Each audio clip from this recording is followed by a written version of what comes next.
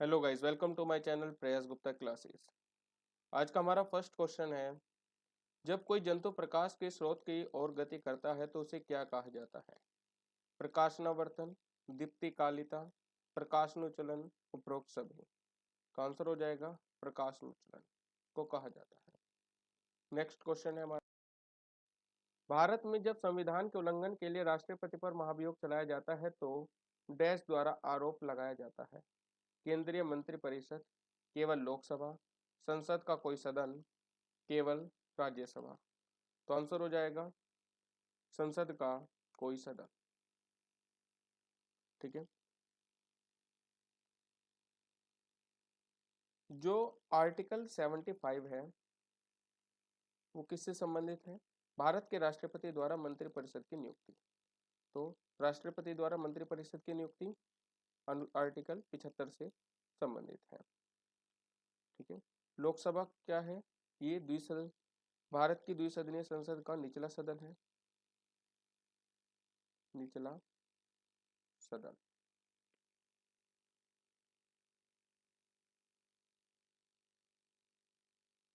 ठीक है। उसका कार्यकाल कितने वर्ष का होता है? 5 वर्ष का होता है। और इसका गठन आर्टिकल 81 के तहत किया गया है। जो धन विधेयक है, धन विधेयक वो केवल किस में पारित होता है? लोकसभा में पारित होता है। ठीक है। राज्यसभा, इसकी स्थापना आर्टिकल 80 की संविधान के आर्टिकल 80 के तहत की गई है और इसे उच्च सदन कहा जाता है। कौन सा सदन? उच्च सदन इसको कहा जाता है। और इसको बुजुर्गों के घर के रूप में भी जाना जाता है। बुजुर्गों के घर के रूप में किसको जाना जाता है? राज्यसभा को। ठीक है। ये एक उच्च सदन, स्थायी सदन, मतलब स्थायी सदन भी है। इसका कभी भी विघटन नहीं होता।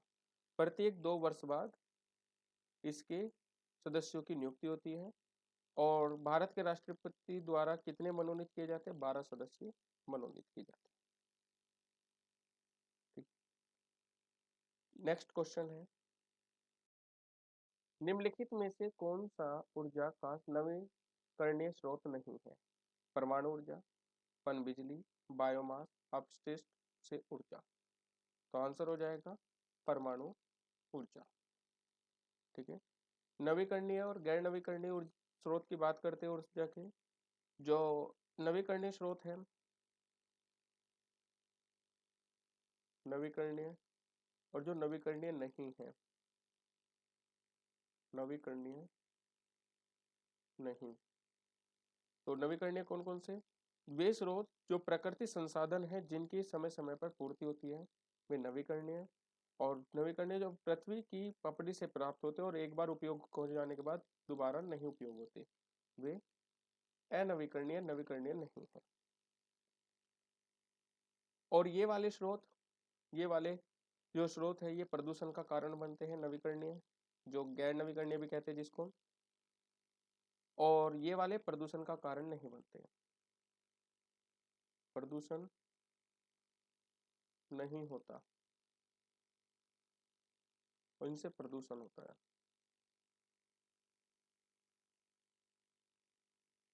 होता है। ठीक है। उदाहरण हो जाएंगे जीवाश्म ईंधन, जीवाश्म ईंधन, परमाणु ऊर्जा,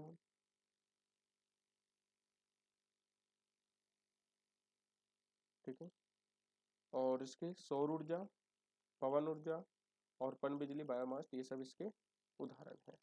नेक्स्ट क्वेश्चन है हमारा, निम्नलिखित में से कौन सा वह आधार है जिस पर राज्य भारत के पूरे क्षेत्र में स्वतंत्र रूप से घूमने के अधिकार पर उचित प्रतिबंध लगा सकता है?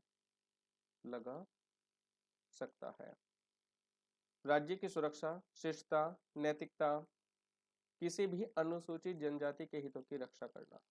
तो आंसर हो जाएगा घ, किसी भी अनुसूचित जनजाति के हितों की रक्षा करना। ठीक है। जो स्वतंत्रता का अधिकार है वो अनुच्छेद 19 के तहत क्या आता है? 19, ठीक है। और इसमें 6 तरह की स्वतंत्रता दी गई है। पहली, भाषण और अभिव्यक्ति की स्वतंत्रता। दूसरी है सभा की स्वतंत्रता।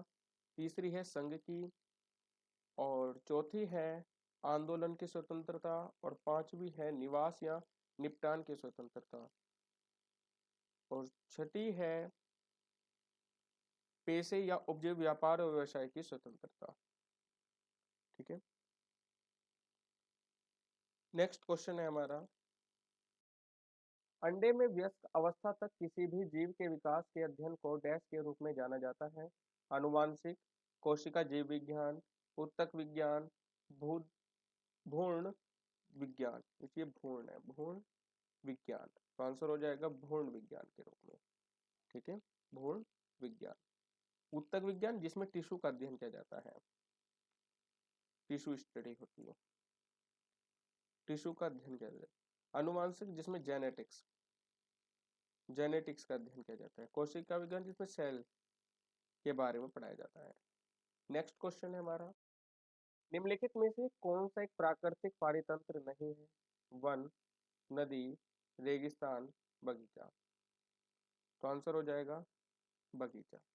बगीचा एक प्राकृतिक पारितंत्र नहीं है। ठीक है। नेक्स्ट क्वेश्चन है, वे कौन से तरीके हैं जिनके माध्यम से भारतीय नागरिकता को त्याग सकते हैं?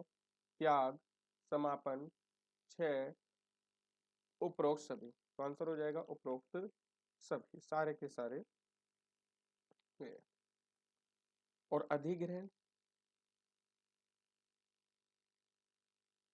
अधिग्रहण भारत की नागरिकता को, तो पहला है जन्म से, जन्म से ग्रहण कर सकते हैं। दूसरा वंश के द्वारा। तीसरा है पंजीकरण। चौथा है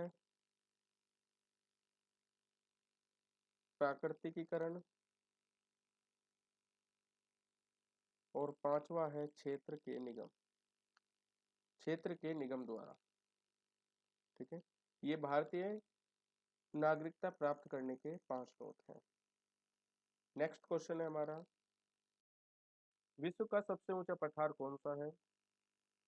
तिब्बत का पठार, मेघालय का पठार, छोटा नागपुर का पठार, दक्कन का पठार। तो आंसर हो जाएगा तिब्बत का पठार। इसे विश्व की छत के रूप में भी जाना जाता है, विश्व की छत के रूप में भी जाना जाता है। ठीक है, ये कहाँ स्थित है? ये दक्षिण पश्चिम चीन में स्थित है, दक्षिण पश्चिम चीन में ये स्थित है। ठीक है, इसके अन्य नाम क्या है?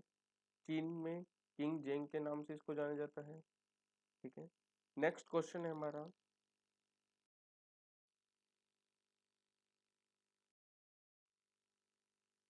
पंचायती राज का संवैधानिक दर्जा किस संशोधन द्वारा दिया गया था?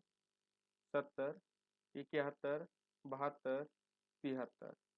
तो आंसर हो जाएगा 73। ये कब हुआ था? 1992 में हुआ था। ठीक है, इसके इस संशोधन से संविधान में एक भाग जोड़ा गया था, भाग 9, जो पंचायत से संबंधित है। और 11वीं अनुसूची, ये भी पंचायत से संबंधित है। जो 70वां संशोधन है, ये 1992 में हुआ था। ये राष्ट्रपति के निर्वाचक मंडल से पुडुचेरी और दिल्ली के विधायकों के शामिल है। और 71वां, ये भी 1992 में हुआ था। इसमें 8वीं अनुसूची में, 8वीं अनुसूची में भाषा जोड़ी गई थी, 4 भाषा, 3 भाषा जोड़ी गई थी। एक तो कोंकणी,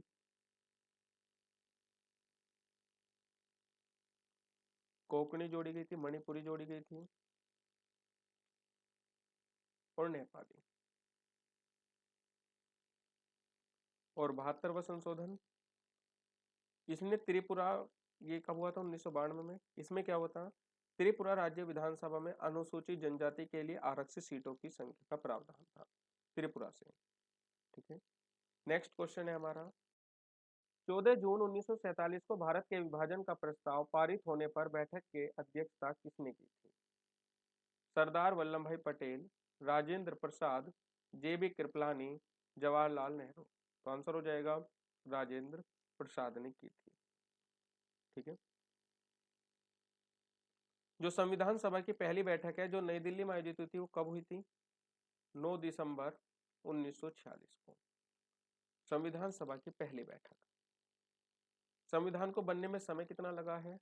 2 साल 11 महीने 18 दिन का समय लगा है। भारत के पहले राष्ट्रपति ये राजेंद्र प्रसाद ही हैं। ठीक है। जे.बी. कृपलानी जो आजादी के बाद कांग्रेस के पहले अध्यक्ष थे। सरदार वल्लभ भाई पटेल जो पहले गृह मंत्री हैं और जवाहरलाल नेहरू जो भारत के पहले प्रधानमंत्री हैं और इन्होंने कांग्रेस का अधिवेशन 1929 की अध्यक्षता भी करी है। ठीक है। नेक्स्ट क्वेश्चन है हमारा, भारत के संविधान के निम्नलिखित में से किस अनुसूची में दल बदल विरोधी प्रावधान शामिल है? दूसरी, 5वीं, 8वीं, 10वीं। तो वो है 10वीं अनुसूची। 10वीं अनुसूची संविधान में कब जोड़ी गई? ये 52वें संविधान संशोधन 1985 के तहत ये जोड़ी गई।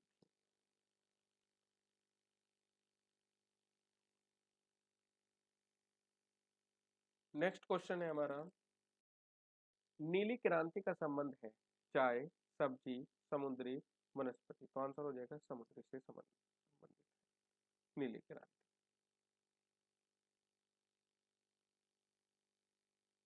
नेक्स्ट क्वेश्चन है हमारा, किस भारतीय क्रिकेटर को द वॉल के नाम से जाना जाता है? कपिल देव, राहुल द्रविड़, सचिन तेंदुलकर, महेंद्र सिंह धोनी। तो आंसर हो जाएगा राहुल द्रविड़ को द वॉल के नाम से इनको जाना जाता है। ठीक है।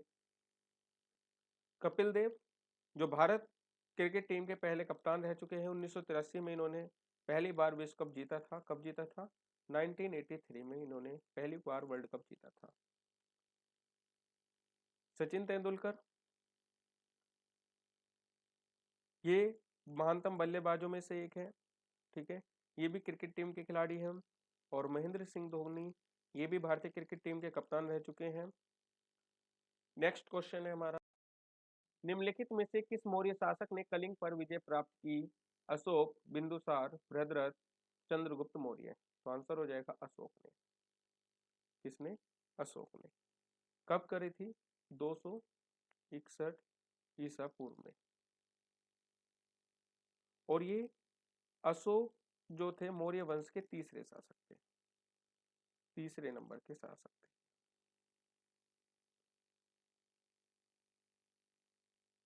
बिंदुसार अशोक के पिता।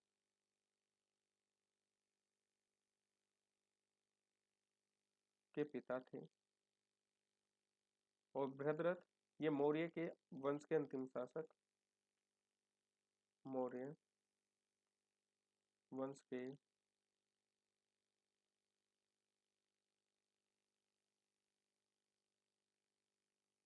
अंतिम शासक। और चंद्रगुप्त मौर्य मौर्य वंश के संस्थापक हैं। मौर्य वंश के संस्थापक। ठीक। नेक्स्ट क्वेश्चन है हमारा, कौन सा मुगल सम्राट एक महान संगीतकार, हिंदुस्तानी संगीत का महान संरक्षक है? बहादुर शाह प्रथम, बहादुर शाह द्वितीय, मोहम्मद शाह, शाहजहां शाह। तो आंसर हो जाएगा मोहम्मद शाह। मोहम्मद शाह ये भारत के 13वें मुगल बादशाह थे, 1702 से 1748 तक।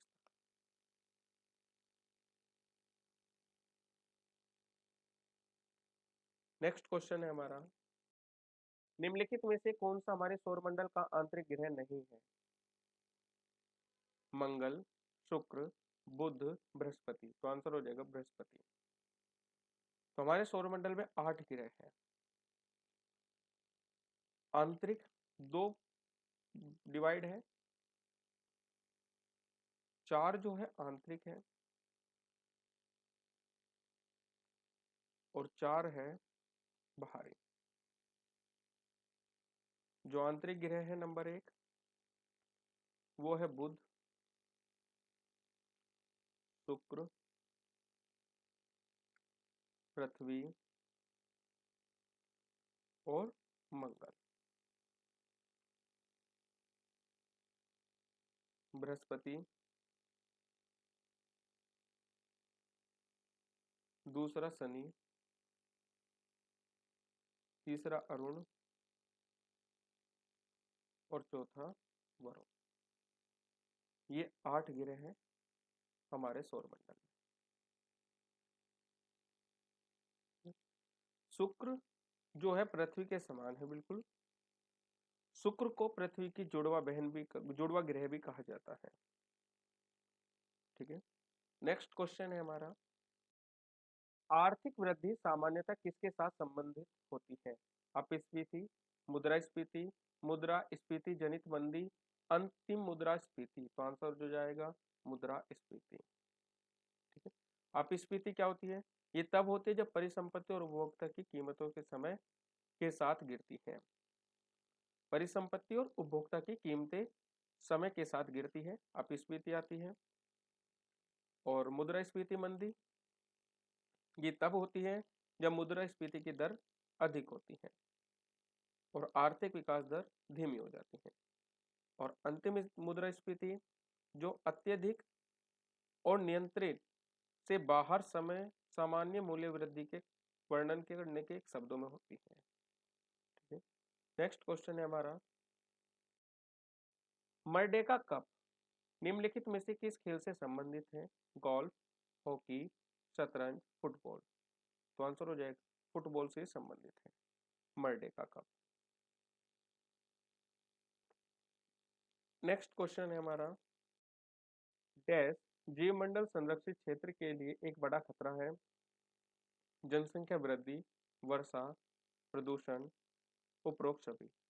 तो इसका जवाब आप सभी कमेंट बॉक्स में दीजिए।